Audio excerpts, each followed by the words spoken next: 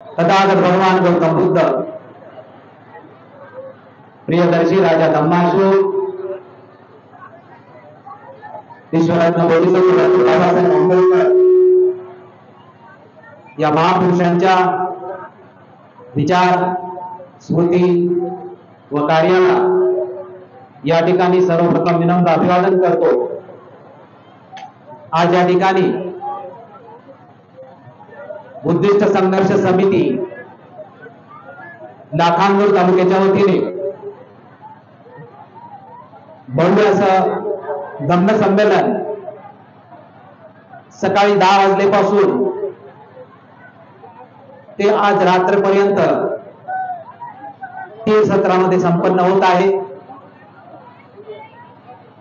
सकाळी लाखांदूर तालुक्यासाठी आणि बौद्ध धर्माच्या इतिहासामध्ये जो 10 ते 11च्या दरम्यान कार्यक्रम घडलेला आहे तो तालुक्यासाठी बुद्ध विहार म्हणजे 85 गावांचं अस्तित्व किंवा प्रतिबिंब ज्या बुद्ध विहारामध्ये उमटणार आहे अशा पद्धतीचं तालुका स्तरीय बुद्ध विहाराचं उद्घाटन आज या ठिकाणी झालेलं आहे। ही दुसऱ्या संमेलनाच्या दृष्टिकोनातून अतिशय ऐतिहासिक घटना आहे, कारण या विहाराची कोनशिला उभारली किंवा या विहाराचा जो कार्यक्रम आहे भविष्यामध्ये सातत्याने त्या विहाराची आपण आठवण काढू। त्यावेळेस दुसऱ्या साहित्य संमेलनामध्ये लाखांदूर तालुक्यासाठी एक बुद्ध विहाराचा कोनशिला किंवा पायाभरणीचा कार्यक्रम जो आहे, भूमिपूजनाचा कार्यक्रम आहे, हा संपन्न झालेला आहे। या कार्यक्रम जो संपन्न केलेला आहे तो धम्मदूत पूज्य भदंत संघरत्न मानके आणि त्यांच्याबरोबर असलेला बंतेगण यांच्या माध्यमातून हा कार्यक्रम संपन्न झालेला आहे। मी या कार्यक्रमाला उपस्थित होतो। त्यानंतर हा दुपारचा कार्यक्रम आहे। दुपारच्या कार्यक्रमामध्ये भव्य धम्म संमेलन 1 वाजल्यापासून होतं। प्रत्येक कार्यक्रम 1 तास लेट चालतोच आपल्याकडे, तशा पद्धतीने चालू आहे। परंतु या धम्म संमेलनाच्या कार्यक्रमाचं एक महत्वाचं वैशिष्ट्य आपण सर्वांनी ऑब्झर्व केलं किंवा निरीक्षण केलं ते म्हणजे या संमेलनाचे जे आयोजक आहे त्या आयोजकांचं मी आभार आणि अभिनंदन यासाठी सर्वप्रथम मानतो, कारण जेवढे नियोजित वक्ते होते तेवढेच नियोजित वक्ते या ठिकाणी बोललेले आहेत। त्याच्यापेक्षा एक सुद्धा जास्त वक्ता बोललेला नाही किंवा एक सुद्धा जास्त वक्त्याला एंटरटेन आयोजकांनी केलेलं नाही, ही अतिशय महत्वाची गोष्ट आहे। त्यामुळे तसं बघितलं तर आपलं संमेलन हे वेळेमध्येच पार पडत आहे। त्यानंतर महत्वाची गोष्ट म्हणजे की हे जे धम्म संमेलन आहे या धम्म संमेलनाला उपस्थित असणारा हा जो संपूर्ण धम्म बंधू भगिनींचा जो प्रेक्षागृह आहे, सभागृह आहे, हे 85 गावातून या ठिकाणी उपस्थित राहिलेला आहे। आणि ही जी समिती आहे या समितीने गेली 4 ते 5 महिन्यापासून यासाठी कार्य केलेलं आहे की प्रत्येक गावागावामध्ये फिरलेले आहेत आणि प्रत्येक गावामध्ये पोहोचलेले आहेत आणि प्रत्येक गावचं प्रतिनिधित्व या संघर्ष समितीमध्ये आपल्याला उमटताना दिसतंय। म्हणजे गेल्या वर्षी जे धम्म संमेलन झालं होतं त्याची लोकसंख्या आणि या वर्षीच्या धम्म संमेलनाची, म्हणजे मी 2 दिवस अगोदर या ठिकाणी येऊन संपूर्ण कार्य या मंडप वगैरे सगळ्याचा आढावा घेतला। त्यावेळेस म्हटले की गेल्या वेळेचा मंडप कमी पडत होता म्हणून यावर्षी मंडप मोठा केलेला आहे, परंतु यावर्षी मोठा केल्यानंतर सुद्धा यावर्षी ही मंडप तुमचा कमीच पडत आहे। त्यामुळे दरवर्षी हा मंडप सातत्याने कमीच पडत जाणार आहे। गेल्या वर्षी आणि या वर्षी ही जी बुद्धिस्ट संघर्ष समिती जी आहे या समितीवरती लाखांदूर तालुक्याच्या सर्व धम्म बंधू भगिनींनी विश्वास दाखवलेला आहे। ही अतिशय महत्वाची गोष्ट या ठिकाणी अधोरेखित करणं आवश्यक आहे। दुसरं जे साहित्य संमेलन होत आहे त्या साहित्य संमेलनाच्या निमित्ताने या साहित्य संमेलनाची नगरी आहे त्या नगरीचा उल्लेख करणं आवश्यक आहे, कारण या साहित्य संमेलनाच्या धम्म संमेलनाच्या नगरीचं नाव ठेवलेलं आहे की अशोक नगरी, म्हणजे प्रियदर्शी राजा धम्माशोक याचं नगरीला खऱ्या अर्थाने नाव शोभून दिसतंय। कारण जगामध्ये धम्म जर अजरामर कुणी केला असेल तो सम्राट अशोकाने या जगामध्ये धम्म अजरामर केला। कारण सम्राट अशोकाने जर शिलालेखावरती धम्म लिहिला नसता तर धम्म हा अजरामर झाला नसता. या भव्य संमेलनाचं अध्यक्षपद मला दिलं, त्याबद्दल सर्वप्रथम या भव्य धम्म संमेलनाचं अध्यक्षपद दिल्याबद्दल ही जी बुद्धिस्ट समाज संघर्ष समिती तालुका लाखांदूर आहे, या सर्व समितीचा मी या ठिकाणी जाहीर आभार मानतो. मी या अध्यक्ष पदाच्या लायकीचा आहे की नाही मला माहिती नाही, परंतु तरीही तुम्ही निवडलेलं आहे, त्यामुळे त्या लायकीचा होण्याचा मी प्रयत्न करेन. त्यामुळे पुन्हा एकदा लाखांदूर वासियाचं, लाखांदूर तालुक्यातील सर्वांचं की माझं नाव अध्यक्षपद म्हणून आपण स्वीकारलेलं आहे आणि मला इथं उभ्या राहण्याची संधी दिलेली आहे, त्याबद्दल मी आयोजक आणि सर्व धर्मबंधू भगिनींचं या ठिकाणी आभार मानतो. आज या ठिकाणी या धम्म संमेलनासाठी कोणताही विषय दिलेला नाही. खरं तर धम्म संमेलन म्हटलं तर विषयाची आवश्यकता असते, परंतु या धम्म संमेलनासाठी कोणताही विषय दिलेला नाही. परंतु मी मात्र विषयावरती बोलण्याचा प्रयत्न करणार आहे.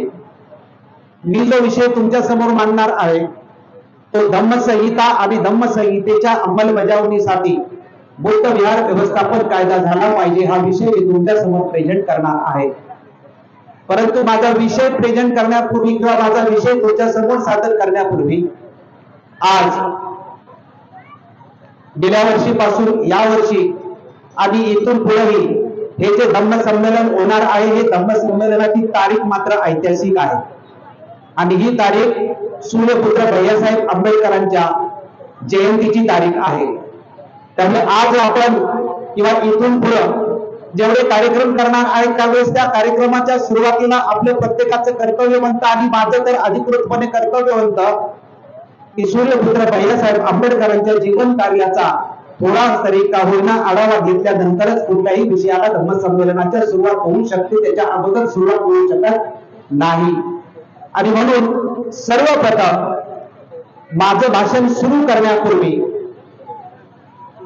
सूर्यपुत्र भैयासाहेब आंबेडकर यांच्या 111व्या जयंती निमित्त सर्वप्रथम मी त्यांना विनम्र अभिवादन करतो आणि या जयंतीच्या निमित्तानेच मी आपणाला सर्वांना हार्दिक शुभेच्छा सुद्धा देतो. आणि सर्व धम्मबंधू भगिनी, या विचार मंचावरती उपस्थित असलेले सर्व मान्यवर, म्हणजे मी नाव घेतली तर अजून आपल्याला वेळ जाईल आणि कुणाचं तरी आहे, त्यामुळे बुद्धिस्ट संघर्ष समितीचे संपूर्ण आयोजक, विचार मंचावरती सर्व मान्यवर आणि उपस्थित धम्मबंधू भगिनी या मंडपामध्ये आणि मंडपाच्या बाहेर आपणा सर्वांना या ठिकाणी सर्वप्रथम प्रेम जय भीम करतो. जय भीम.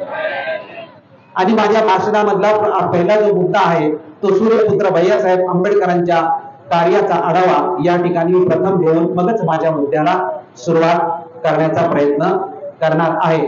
सूर्यपुत्र भैयासाहेब आंबेडकरांचा जन्म 12 डिसेंबर 1912 साली झाला आणि सूर्यपुत्र भैयासाहेब आंबेडकरांचं निधन 17 सप्टेंबर 1977 साली झाले.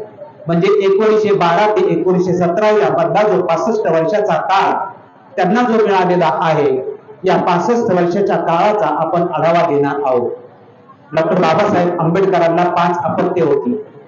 त्यातलं पहिलं अपत्य यशवंतराव, दुसरं अपत्य गंगाधर, तिसरं अपत्य रमेश, चौथी मुलगी इंदू आणि 5वा मुलगा राजरत्न. अशी 5 मुलं डॉक्टर बाबासाहेब आंबेडकरांना होती. या 5 पैकी 4 मुलांचा मृत्यू झाला आणि एकच मुलगा जो ज्येष्ठ पुत्र होता तो यशवंत, तोच फक्त जगला. ते सूर्यपुत्र भैयासाहेब आंबेडकर यांचं नाव बाबासाहेब आंबेडकरांनी यशवंत असं ठेवलं. हे यशवंत नाव बाबासाहेब आंबेडकरांनी का ठेवलं असं म्हटलं जातं की डॉक्टर बाबासाहेब आंबेडकर क्रांती व फुल्यांना आपला गुरु मानत होते, क्रांतीबा फुल्यांचा आदर्श घेत होते.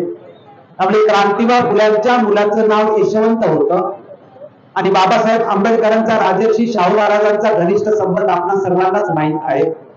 राजर्षी शाहू महाराजांचं नाव सुद्धा यशवंत घाटगे असंच होतं. त्यामुळे असं म्हटलं जातं की बाबासाहेब आंबेडकरांनी क्रांतीबा फुल्यांचा आदर्श घेऊन जसं क्रांतीबा फुल्यांच्या मुलाचं नाव यशवंत होतं, तसंच बाबासाहेब आंबेडकरांनी आपल्या मुलाचं नाव यशवंत असं ठेवलंय असं म्हटलं जातं.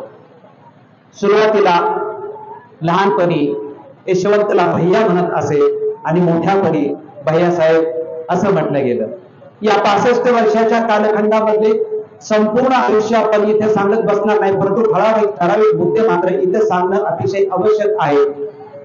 त्यामध्ये पहिला जो मुद्दा मी सांगणार आहे की भैयासाहेब आंबेडकरांच्या ज्या 65 वर्षाच्या जीवनामध्ये 1942 साली वयाच्या 26व्या वर्षी भैयासाहेब आंबेडकरांनी खऱ्या अर्थाने डॉक्टर बाबासाहेब आंबेडकरांच्या कार्याचा वारसा किंवा अधिकृतपणे कार्य करायला सुरुवात केलेलं आपल्याला दिसतं। कारण 1942 साली डॉक्टर बाबासाहेब आंबेडकर ब्रिटिशांच्या व्हाईसराय काउन्सिल मध्ये मजूर मंत्री असतात आणि मजूर मंत्री झाल्यानंतर 1942 च्या नंतरचा डॉक्टर बाबासाहेब आंबेडकरांचा मुक्काम हा 1942 सालापासून 1956 सालापर्यंतचा दिल्लीमध्ये असतो। 1942 सालापर्यंत डॉक्टर बाबासाहेब आंबेडकर मुंबईत राहतात। त्यावेळेस बाबासाहेब आंबेडकरांनी 1927 सालापासून मुंबईमध्ये जी छापखाना टाकला होता, प्रिंटिंग प्रेस टाकली होती।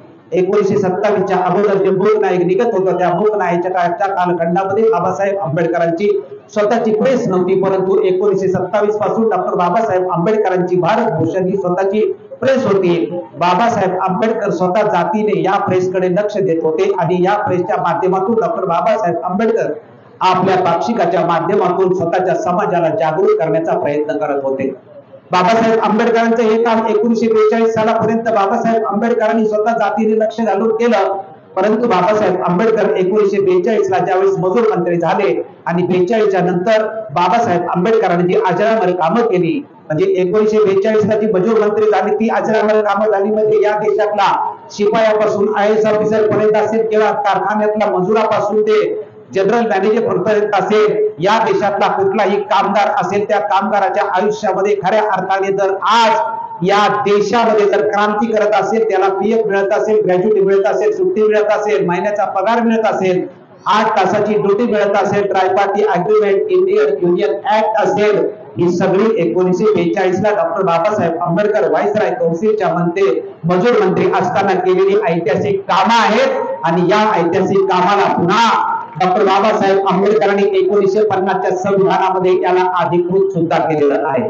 त्यामुळे मी हा मुद्दा यासाठी सांगितला की बाबासाहेब आंबेडकरांचं 1942 च्या नंतर त्यांचं जे जीवन आहे ते अतिशय व्यस्त होऊन गेलं। राष्ट्रीय आंतरराष्ट्रीय स्तरावरल्या कामामध्ये बाबासाहेब आंबेडकर व्यग्र होत गेले, कारण 42 साली मजूर मंत्री झाले आणि 1946 ला 9 डिसेंबरला या देशामध्ये संविधान निर्माण संविधान सभेची पहिली बैठक झाली आणि बाबासाहेब आंबेडकर पश्चिम बंगालच्या नमोसूत्र नावाच्या समाजाने, ज्यांचे नेते होते बॅरिस्टर जोगेंद्रनाथ मंडल, या समाजाने बाबासाहेब आंबेडकरांना निवडून दिले आणि बाबासाहेब आंबेडकर संविधान सभेत गेले।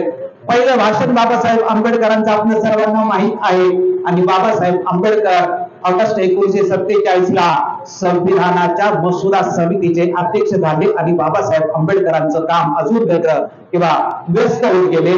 त्यानंतर तिसरं जे काम आहे म्हणजे 42 च्या नंतर 56 च्या 50 च्या कालखंडामध्ये बाबासाहेब आंबेडकरांची 3 पदं जी मोठी अजरामर आहेत, त्यामध्ये 42 चं पद आहे ते मजूर मंत्र्याचं पद आहे, 46 ला बाबासाहेब आंबेडकर मसुदा समितीचे अध्यक्ष आहेत आणि 1947-48 ला भारत स्वतंत्र झाल्यानंतर बाबासाहेब या देशाचे पहिले कायदा मंत्री झाले। त्यामुळे कायदा मंत्री म्हणून पुन्हा व्यस्त कार्यक्रम आणि त्यामध्ये या देशातल्या प्रत्येक स्त्रीला नवऱ्याच्या घरी आणि नवऱ्याच्या घरी आणि बापाच्या घरी कुठलाच अधिकार मिळत नव्हता, ना नवऱ्याच्या संपत्ती मधला कुठला अधिकार होता, ना बापाच्या संपत्ती मधला कुठला अधिकार होता। ते डॉक्टर बाबासाहेब आंबेडकरांनी पहिले कायदा मंत्री झाल्यानंतर या देशाला हिंदू कोड बिल दिलं आणि त्या हिंदू कोड बिलामध्ये या देशातल्या स्त्रीला बापाच्या घरी तेवढाच अधिकार दिला आणि नवऱ्याच्या घरीही तेवढाच अधिकार दिला।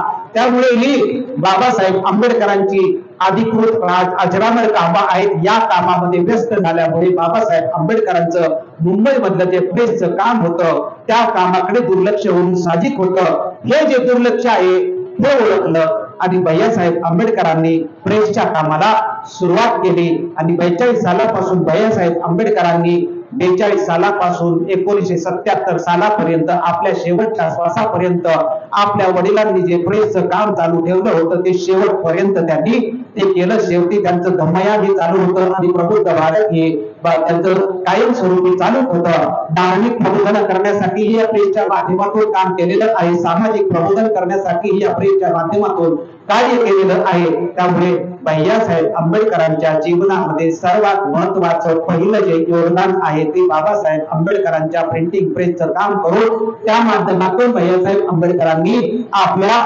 योगदानाला सुरुवात केलेली आहे. त्यानंतर जर आपण बघितलं की बाबासाहेब आंबेडकरांचं जे दुसरं काम आहे म्हणजे बाबासाहेब आंबेडकरांच्या महापरिनिर्वाणानंतर खऱ्या अर्थाने भैयासाहेब आंबेडकरांचा रोल सुरू होतो आणि तो एवढा रोल सुरू होतो की त्यामधलं अतिशय अधोरेखित करणारी गोष्ट आहे ती म्हणजे जी चैत्यभूमी आहे. ज्या चैत्यभूमीवरती दरवर्षी लाखोंनी आकडा वाढत आहे.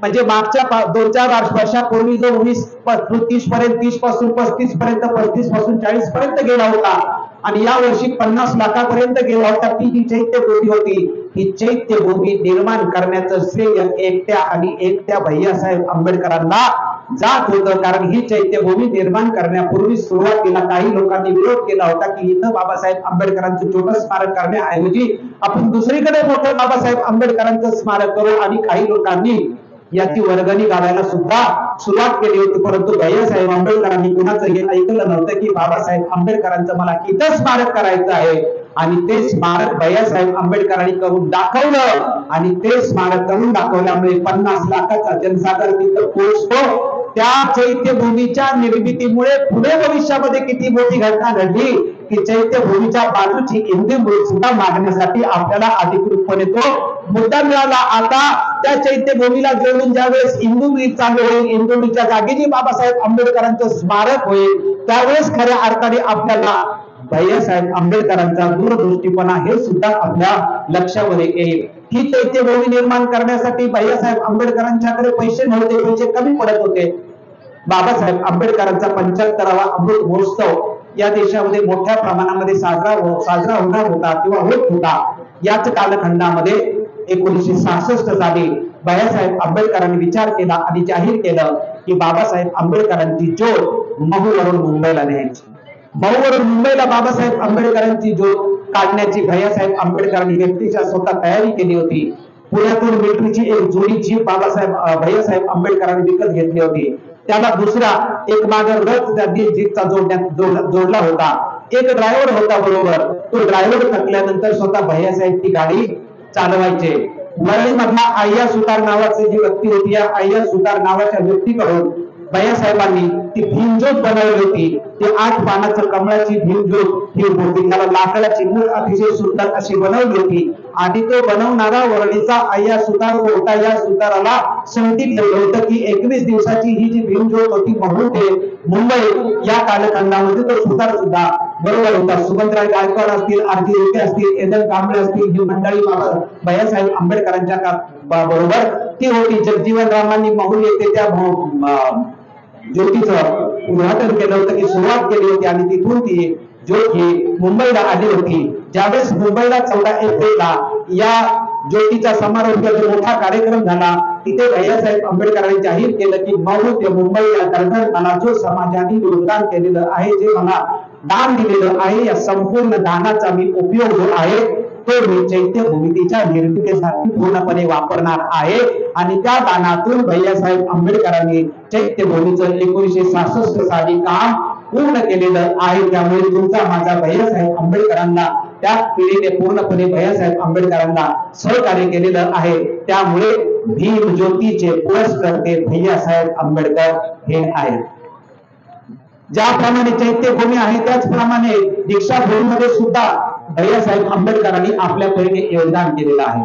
दीक्षाभूमीवर झालेल्या बैठकीमध्ये दादासाहेब गायकवाड असतील किंवा सर्व मंडळींनी दीक्षाभूमीवर झालेल्या बैठकीमध्ये भैयासाहेब आंबेडकरांच्यावर 1967 साली जबाबदारी सोपवली की सर्व समाज आणि सगळे लोक हे राजकारणाभिमुख आहेत, धर्माकडे कुणाचंही लक्ष नाही. भैयासाहेब आंबेडकरांच्याकडे जबाबदारी सोपवली आणि भारतीय बौद्ध महासभेचं जे अध्यक्षपद आहे हे अध्यक्षपद भैयासाहेब आंबेडकरांच्याकडे दादासाहेब गायकवाड आणि सर्व नेत्यांनी सोपवलं आणि भैयासाहेब आंबेडकरांनी ते आनंदाने स्वीकारलं. आणि तिथून भैयासाहेब आंबेडकरांच्या धर्म कार्याचा जो राग भारतीय बौद्ध महासभेच्या माध्यमातून सुरू झाला, त्याचं पहिलं वर्ष होतं 1968 साली. मुंबईमध्ये परेलला भैयासाहेब आंबेडकरांनी मोठं अधिवेशन बोलावलं होतं आणि या अधिवेशनामध्ये सर्वप्रथम एक समिती स्थापन करून त्या समितीमध्ये बौद्ध संस्कार पाठ हा भैयासाहेब आंबेडकरांनी त्या ठिकाणी पुस्तक प्रकाशित केलं होतं. त्यानंतर 1977 सालापर्यंत म्हणजे 1960 ते 1966 या कालखंडामध्ये भैयासाहेब आंबेडकर आमदार झाले होते, विधान परिषदेवरती निवडून गेले होते. त्यामुळे भारतीय बौद्ध महासभा आणि आमदार हे दोन्ही राजकारण आणि धर्मकारण हे एकत्रितपणेच भैयासाहेब आंबेडकरांचं 1977 च्या कालखंडामध्ये होतं. आमदारकीची जी 6 वर्ष आहेत, या 6 वर्षाच्या कालखंडामध्ये विशेष करून त्यांनी कामगारांच्या प्रश्नावरती लक्ष दिलं होतं आणि विद्यार्थ्यांच्या स्कॉलरशिप वरती लक्ष दिलं होतं. बाबासाहेब आंबेडकरांनी सुरू केलेल्या जे कॉलेज होतं त्या कॉलेज मधल्या विद्यार्थ्यांची आता सातत्याने संपर्क येत होता. त्या विद्यार्थ्यांची ड्रॉपआउटची संख्या वाढायची भीती निर्माण होत होती, म्हणून भैयासाहेब आंबेडकरांनी आमदारकीच्या कालखंडामध्ये स्कॉलरशिपच्या प्रश्नावर अतिशय बारीक लक्ष केंद्रित केलं होतं आणि विद्यार्थ्यांच्या भवितव्यासाठी भैयासाहेब आंबेडकरांनी विचार केला होता.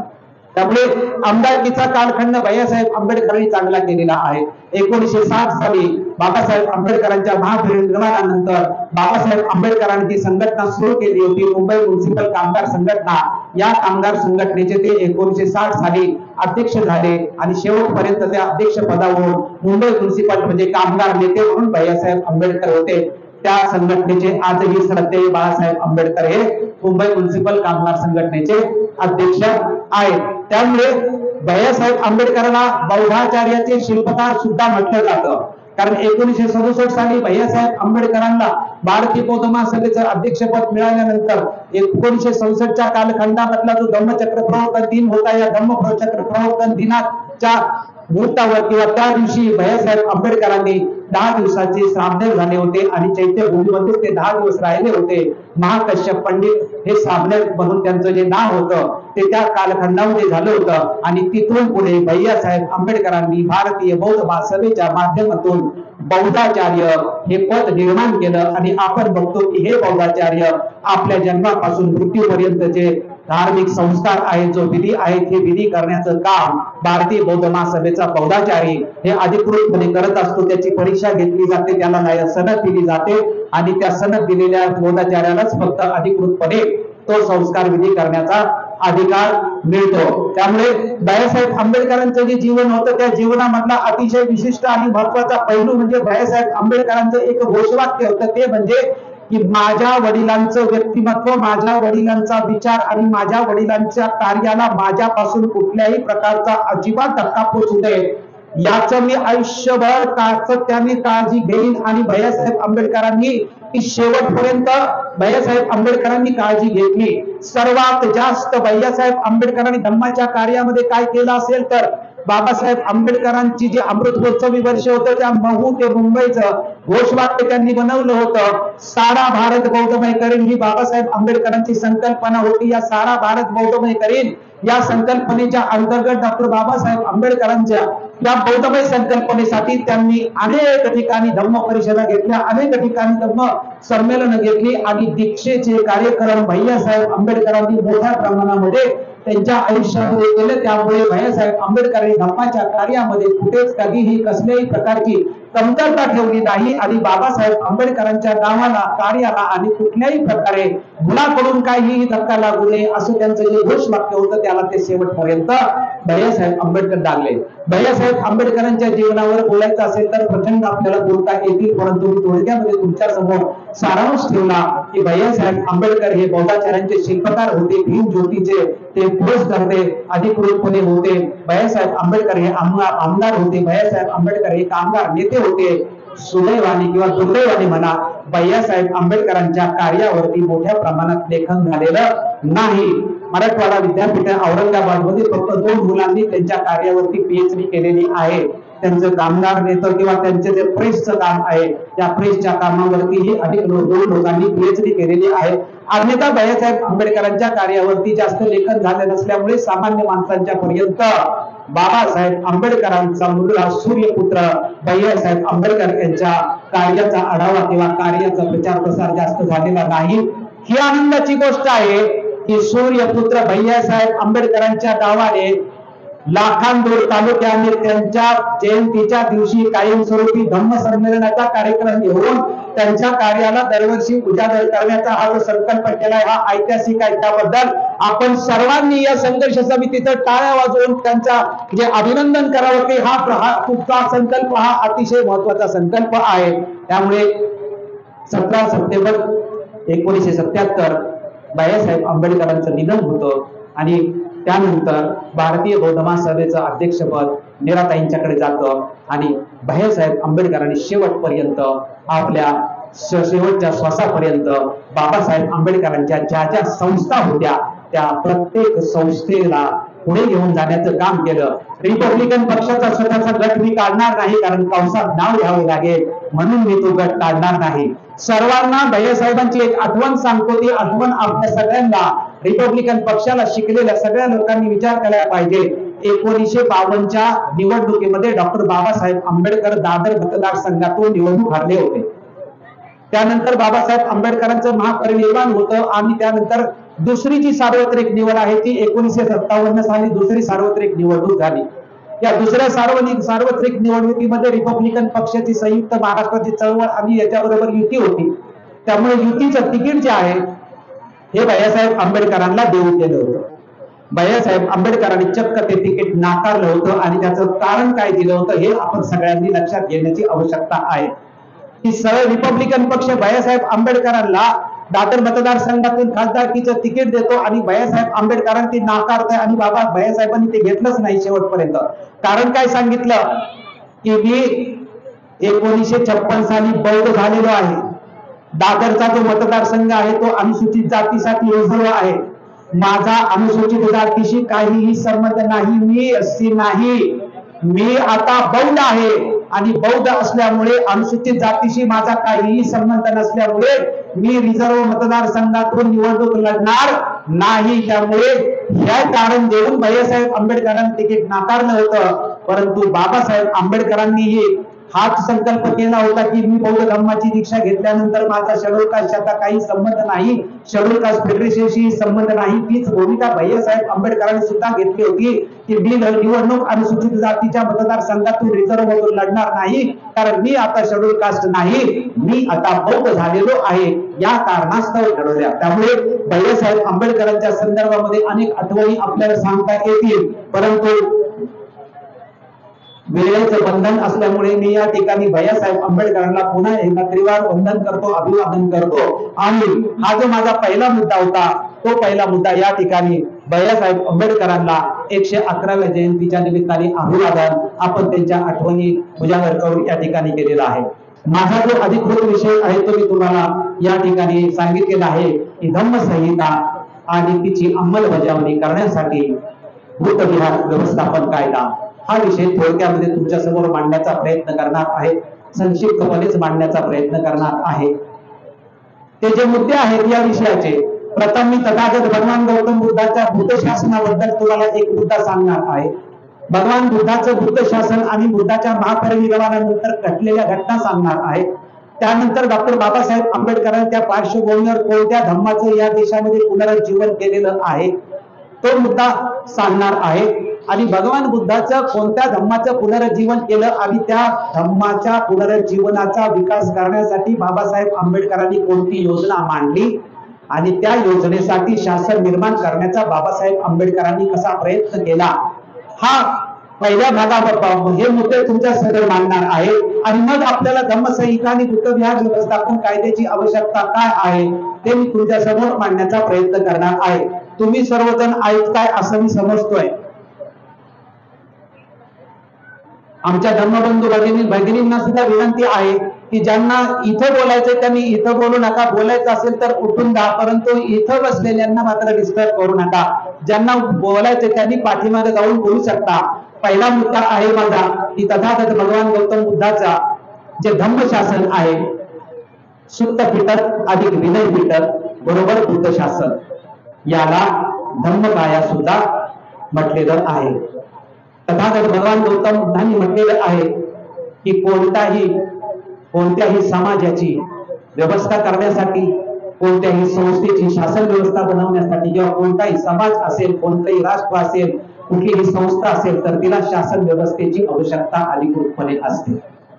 आणि या शासन व्यवस्थेच्या दृष्टिकोनातून बुद्ध आणि त्यांचा धम्म हा डॉक्टर बाबासाहेब आंबेडकरांनी जो ग्रंथ लिहिलेला आहे, या ग्रंथामध्ये बाबासाहेब आंबेडकरांनी 4थ्या खंडामध्ये बुद्धाची जी धम्माची व्याख्या आहे त्या धम्माच्या व्याख्येमध्ये अधिकृतपणे समाजाच्या शासन व्यवस्थेमध्ये एक वाक्य आहे. ते वाक्य मी तुम्हाला या ठिकाणी सांगतो की शासन व्यवस्थेची किती आवश्यकता आहे.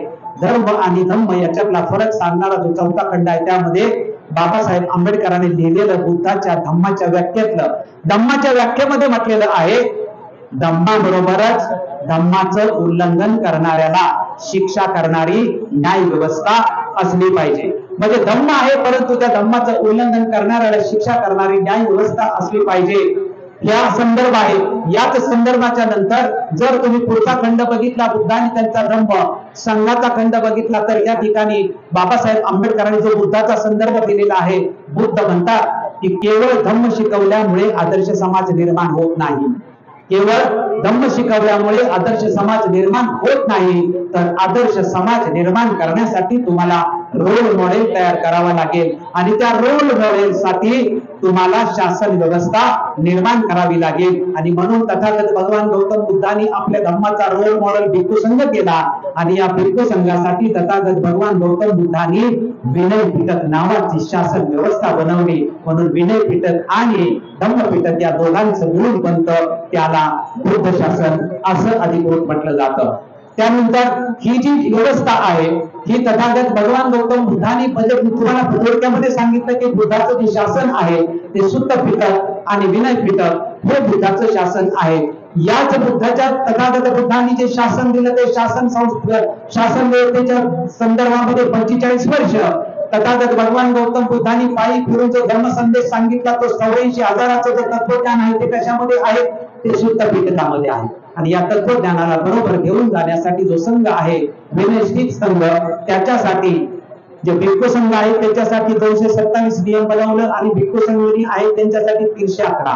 म्हणजे भिक्खू संघाचं जे विनय पिटक आहे ते 311 नियमांचं आहे आणि भिक्खू संघाचं जे विनय पिटक आहे तो 227 नियमांचं आहे. त्यामुळे शुद्ध पिटक आणि विनय पिटकाचा मिळून जे बुद्ध शासन बनतं, तथागत भगवान गौतम बुद्धांच्या महापरिनिर्वाणानंतर ज्यावेळेस आपण विचार करतो त्यावेळेस काय घडतं, तर बुद्ध शासनाच्या संदर्भामध्ये पहिले आपण बघितलं की तथागत भगवान गौतम बुद्धाच्या नंतर एक सुभद्र नावाचा भिक्खू असतो आणि हा सुभद्र नावाचा भिक्खू तथागतांच्या परिनिर्वाणानंतर तो म्हणतो की तथागतांचं परिनिर्वाण झाल्यानंतर आपल्याला दुःख व्यक्त करण्याची काय गरज आहे, आपल्याला आनंद व्यक्त करायला पाहिजे. कारण आपल्याला 227 नियमाप्रमाणे कसं बसायचं, कसं उठायचं, कसं खायचं, प्रत्येक गोष्टीचं बंधन जो घालत होता तो बंधन घालणारा तुमचा आता गेला, तर तुम्ही मुक्त झालेला आहात. आणि ही जी भूमिका आहे ही भूमिका जो भिक्खू संघाचा जो मुख्य असतो ते महाकश्यप संघनायक होते. संघनायकांनी ते ऐकलं आणि सांगितलं की आता जर ही परिस्थिती असेल तर भविष्यात तथागत भगवान गौतम बुद्धाच्या धम्माचं काय होईल. आणि म्हणून महाकश्यपांनी अरहंत झालेल्या भिक्खूंच्या समवेत चर्चा करून तथागत भगवान गौतम बुद्धांनी 45 वर्ष जे शासन किंवा तत्वज्ञान सांगितलेलं आहे ते अजरामर करण्यासाठी या 45 वर्षातल्या तत्वज्ञानाचा संग्रह करण्यासाठी त्रिपिटक निर्माण करण्यासाठी संगीती बोलवण्याचा निर्णय घेतला. आणि या संगीतीमध्ये हे सगळं जे त्रिपिटक आहे म्हणजे भगवंताचं जे वेगवेगळ्या ठिकाणी 45 वर्ष सांगितलेलं आहे त्याचा संग्रह करण्यासाठी पहिली संगीती झाली. या पहिल्या संगीतीमध्ये त्रिपिटक निर्माण करण्यात आलं. म्हणजे आनंदाने संपूर्ण तत्वज्ञान सांगितलं, कारण सुरुवातीपासून शेवटपर्यंत तथागतांच्या बरोबर आनंद होता. मग आनंदाला विचारलं की किती आहे, तर 82,000 तथागतांनी सांगितलेली सूत्र आहेत आणि 2,000 भिक्खूंनी सांगितलेली आहे. अशी एकूण 82 अधिक 2 बरोबर 84,000चं तत्वज्ञान तथागत भगवान गौतम बुद्धाचं आहे. आणि त्यानंतर विनय पिटक जे आहे, विनय पिटकामध्ये जो तज्ञ होता तो उपाली होता. मग उपालीला विचारलं की तथागत भगवंतांनी भिक्खू संघासाठी जे नियम सांगितले होते, जे भिक्खू संघाची आचारसंहिता सांगितली होती, ते जे 227 नियम आहेत ते उपालीने सांगितलं. आणि आनंदाने सुद्धा पिटक सांगितलं ते सगळ्या संघाने मान्य केलं. उपालीने जे आचारसंहिता सांगितली ती सगळ्या धम्म मान्य केली. आणि सुत्त पिटक आणि विनय पिटक हे दोन या पहिल्या धम्म संगीतीमध्ये निर्माण झाले. तर पहिल्या धम्मसंगीतीमध्ये अभिधम्म पिटक निर्माण झाले नाही, अभिधम्म सारखी तत्व होती, त्याला मातिका म्हणत होते. परंतु त्रिपिटकामध्ये ते तथागतांच्या कालखंडामध्ये त्याला मातिका म्हणत होते, तथागतांच्या कालखंडामध्ये त्रिपिटक नव्हतं. दुसरी जी धम्मसंगीती आहे ही दुसरी धम्मसंगीती कशावरून झाली किंवा संगीती पुढे कशा झाल्या ते बघा. दुसरी आणि तिसरी जी धम्मसंगीती आहे की तथागतांनी जे 227 नियमांचं जे दिलं होतं विनयपीठक म्हणजे भिक्खू संघाची जी आचारसंहिता दिली होती, या आचारसंहितेमधल्या नियमामध्ये बदल करण्यासाठी किंवा त्यामध्ये कमी जास्त करण्यासाठी ही दुसरी संगीती होती. आणि 10 नियम त्यामध्ये वैशालीच्या भिक्खू संघाला वाढवायचे होते. या 10 नियम भिक्खू संघाच्या वैशालीच्या लोकांना वाढवायचे होते की एक टायमाला जेवणाचा जो नियम आहे तो 2 वेळेला केला तर काय फरक पडतो. गादीवर झोपण्याच्या ऐवजी चटईवर खाली झोपण्याचा जो नियम आहे तर गादीवर झोपला तर काय फरक पडतो. अशा प्रकारचे आचारसंहितेमधले जे 10 नियम आहेत ते एक्स्ट्रा वैशालीच्या भिक्खू संघासाठी वाढवायचे होते. या अनुशासनाच्या नियमाच्या संदर्भामध्ये दुसरी संगीती झाली आणि या दुसऱ्या संगीतीमध्ये काय झालं की एकही नियम वाढवायचा नाही आणि एकही नियम कमी करायचा नाही असा निर्णय झाला. त्यामुळे ज्यांना वाढवायचे होते तथागताच्या महापरिनिर्वाणानंतर 100 वर्षांनी तथागताच्या धम्मामध्ये फूट पडली आणि धम्मामध्ये म्हणजे भिक्खू संघामध्ये फूट पडली आणि 2 संघ निर्माण झाले. महासंघिक नावाचा संघ निर्माण झाला आणि 100 वर्षानंतर प्रथम भिक्खू संघामध्ये फूट पडली. त्यानंतर तिसरी संगीती याच कारणावरून झाली, भिक्खू संघाच्या आचारसंहितेच्या मतभेदावरून. जी तिसरी धम्मसंगीती सम्राट अशोकाच्या कालखंडामध्ये भरवण्यात आली होती. तिसऱ्या धम्मसंगीतीमध्ये सुद्धा काही भिक्षू घुसले होते आणि त्यांचं आचरण बरोबर नव्हतं. त्यामुळे मूळ भिक्षू आणि घुसलेले भिक्षू यांच्यामध्ये संघर्ष होतो आणि या संघर्षाच्या माध्यमातून तिसरी धम्मसंगीती घडते आणि जे घुसलेले बोगस भिक्षू बाहेर पडतात. ते जे 60,000 भिक्खू होते त्यांनी आपला स्वतंत्र संघ निर्माण केला आणि तो 60,000 भिक्खू संघाचा संघ निर्माण झाला, त्याला महायान असे म्हणतात. तिसरी संगीती सुरू होण्यापूर्वीच 18 संप्रदाय निर्माण झाले होते आणि या 18 संप्रदायाच्या पार्श्वभूमीवर तिसरी संगीती निर्माण केली. तिसऱ्या संगीतीमध्ये ज्यांचे मतभेद झाले होते ते बाहेर काढले, त्यांनी महायान निर्माण केलं. त्यामुळे ही जी तथागतांचं जे शासन व्यवस्था आहे किंवा भिक्खू संघाची जी आचारसंहिता आहे, या आचारसंहितेच्या मतभेदावरून तथागत भगवान गौतम बुद्धाच्या परिनिर्वाणानंतर 100 वर्षानंतर भिक्खू संघामध्ये जी फूट पडायला सुरुवात झाली, तेव्हापासून आतापर्यंत संपूर्ण जगामध्ये तुम्ही कुठेही गेला तर तुमच्या लक्षात येईल की भिक्खू संघामध्ये सातत्याने संप्रदाय निर्माण होत गेलेले आहेत. म्हणजे हिनयान असेल, महायान असेल, रुद्रयान असेल, तंत्रयान असेल, हे प्रमुख झाले, परंतु याचे उप प्रचंड झालेले आहेत. 3 पद्धतीने जगामध्ये धम्म गेला तिसऱ्या संगीतीच्या नंतर. एक सम्राट अशोकाच्या माध्यमातून, महायानी भिक्खू संघाच्या माध्यमातून आणि व्यापाऱ्यांच्या माध्यमातून 3 पद्धतीने बाहेर गेला. बाहेर गेलेला जो भिक्खू धम्म आहे, या धम्मावरती मोठ्या प्रमाणामध्ये जो आपल्याला परिणाम दिसतो तो महायानाचा परिणाम दिसतो. त्यामुळे जगामध्ये जर तुम्ही जपानमध्ये गेला, जपान संपूर्ण देश बौद्ध आहे परंतु इथे 16 संप्रदाय आहेत. तुम्ही चायनामध्ये गेला 14 संप्रदाय आहेत. तुम्ही तिबेटमध्ये गेला 9 संप्रदाय आहेत. त्यामुळे जगात तुम्ही कुठेही गेला तरी संपूर्ण जगामध्ये मी ज्याची यादी काढली 135 पेक्षा जास्त संप्रदाय आहेत आणि सातत्याने भिक्खू संघामध्ये फूट पडताना आपल्याला आढळलेली आहे. आणि कशावरून? फक्त आणि फक्त आचारसंहितेच्या वरून, भिक्खू संघाचं तत्वज्ञान. त्यामुळे प्रत्येक वेळी अनुशासनाच्या माध्यमातून ही फूट पडत गेल्याचं आपल्याला लक्षात येतं. मी हा सगळा संदर्भ तुम्हाला कशासाठी सांगितला? हा सगळा संदर्भ, ऐतिहासिक संदर्भ तुम्हाला सांगितला यासाठी की संपूर्ण जगामध्ये भगवान बुद्धाचा धम्म जो आहे संप्रदायामध्ये विभागलेला होता आणि या संप्रदायामध्ये विभागलेल्या धम्माच्या पार्श्वभूमीवरती 1956 साली डॉक्टर बाबासाहेब आंबेडकरांनी बुद्ध धम्माचा स्वीकार केला. तर डॉक्टर बाबासाहेब आंबेडकरांनी कोणत्या बुद्ध धम्माचा स्वीकार केला? कारण बाबासाहेब आंबेडकरांनी संपूर्ण या धम्माचा स्वीकार केल्यानंतर, या अभ्यास केल्यानंतर बाबासाहेब आंबेडकरांनी अनुमान काढलं होतं की जगाच्या पाठीवर अनेक बौद्ध राष्ट्र असली किंवा जगाच्या पाठीवरती बौद्ध मोठ्या प्रमाणामध्ये असला तरी तो संप्रदायामध्ये विभक्त असलेला आहे. मूळ आणि शुद्ध बुद्ध मात्र कुठेही आपल्याला आढळत नाही. मग बाबासाहेब आंबेडकरांनी 1956 च्या 14 ऑक्टोबरला नागपूर मुक्कामी जी धम्माची दीक्षा घेतली तो नेमका कुठला बुद्ध धम्म स्वीकारला? त्यांनी हिनयान संप्रदायातला स्वीकारला, महायानी संप्रदायातला स्वीकारला, वज्रयानातला स्वीकारला, जपानचा सद्धर्म कुंडलिका ग्रंथावर आधारलेला असलेला स्वीकारला का चायना तिबेट लामा पंथातला स्वीकारला, नेमका कुठला स्वीकारला हा प्रश्न बाबासाहेब आंबेडकरांना धर्म दीक्षा झाल्यानंतर पत्रकारांनी विचारला आणि बाबासाहेब आंबेडकरांनी त्यावर उत्तर दिलं की हिनयान असेल, महायान असेल, वज्रयान असेल, या यानांच्या भानगडीत मला अजिबात पडायचं नाही आणि माझ्या अनुयायांना सुद्धा या यानाच्या भानगडीत पडू याचा नाही, या संप्रदायाचं मला काहीही घेणं द्यायचं नाही। मी जो बौद्ध धर्म स्वीकारलेला आहे तो 2500 वर्षापूर्वीचा तथागत भगवान गौतम बुद्धाचा मूळ बौद्ध धर्म स्वीकारलेला आहे, शुद्ध बुद्ध धर्म स्वीकारलेला आहे। त्यामुळे बाबासाहेब आंबेडकरांचा बुद्ध धर्म कुठला आणि जगातला बुद्ध धर्म कुठला हे सर्वप्रथम आपण समजून घेतलं पाहिजे। जगामध्ये जो संप्रदायामध्ये विभागलेला भगवान गौतमाचा जो धम्म आहे तो बाबासाहेब आंबेडकरांनी स्वीकारलेला नाही। बाबासाहेब आंबेडकर म्हणतात 2500 वर्षापूर्वीचा तथागत भगवान गौतम बुद्धाचा मूळ आणि शुद्ध बुद्ध धर्म मी स्वीकारलेला आहे। तो मूळ आणि शुद्ध बुद्ध धर्माची कसोटी बाबासाहेब आंबेडकरांनी 4 लावलेली आहे। बुद्धाचा जो धम्म आहे हा स्वीकारल्या शब्दाच्या जागी तुम्ही पुनरुज्जीवित शब्द वापरा। बाबासाहेब आंबेडकरांनी 14 ऑक्टोबरला या देशामध्ये जो धम्म पुनरुज्जीवित केलेला आहे 1250 वर्षानंतर, तो कुठला केलेला आहे तो भगवान गौतम बुद्धाचा मूळ बुद्ध धर्म, शुद्ध बुद्ध धर्म हा पुनरुज्जीवित केलेला आहे।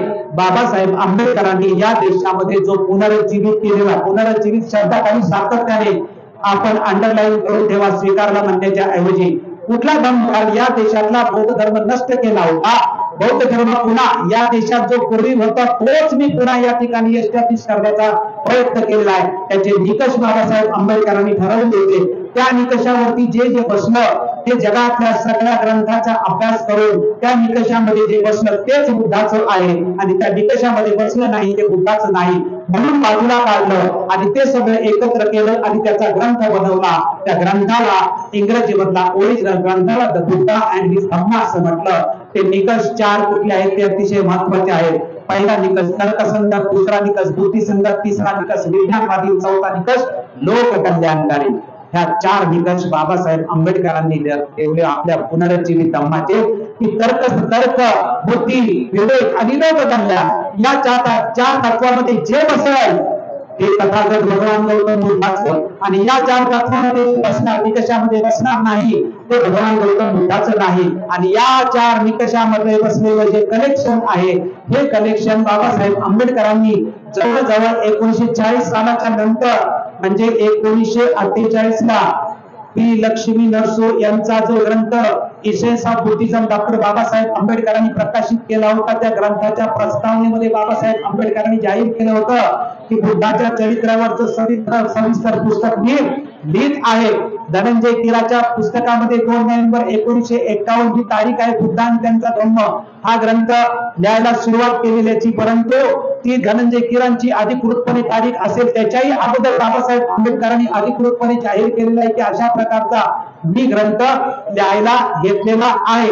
हा जो तर्कसंगत, बुद्धिसंगत, विज्ञानवादी आणि लोककल्याणकारी हा जो डॉक्टर बाबासाहेब आंबेडकरांनी या देशामध्ये धम्म पुनरुज्जीवित केलेला आहे आणि हा पुनरुज्जीवित केलेला जो धम्म आहे त्या धम्माची योजना डॉक्टर बाबासाहेब आंबेडकरांनी मांडली होती की या योजना हा धर्म या देशामध्ये याचा प्रचार प्रसार कसा करायला पाहिजे आणि ती जी योजना आहे ती योजना बाबासाहेब आंबेडकरांनी 27 बौद्ध राष्ट्रांच्या परिषदेसमोर मांडली होती आणि 27 बौद्ध राष्ट्रांना भारतामध्ये धम्म पुनरुज्जीवित करण्यासाठी तुम्ही मला मदत केली पाहिजे अशी बौद्ध राष्ट्रांना बाबासाहेब आंबेडकरांनी विनंती केली होती। परंतु बौद्ध राष्ट्रांच्याकडून बाबासाहेब आंबेडकरांना या देशात बाबासाहेब आंबेडकरांना धम्म पुनरुज्जीवित करण्यासाठी कुठलीही मदत झालेली नाही हे वास्तव आहे। त्यामुळे बाबासाहेब आंबेडकरांनी म्हटले की ही जी धम्म पुनरुज्जीवित केलेला आहे हा जो पुनरुज्जीविताची योजना मी कुठून आणलेली आहे तर बाबासाहेब आंबेडकरांनी अधिकृतपणे भारतीय आणि बौद्ध राष्ट्रांच्या समोर जाहीर केलं होतं की बौद्ध धम्माचा उदय कसा झाला आणि बौद्ध धम्माचा अस्त कसा झाला।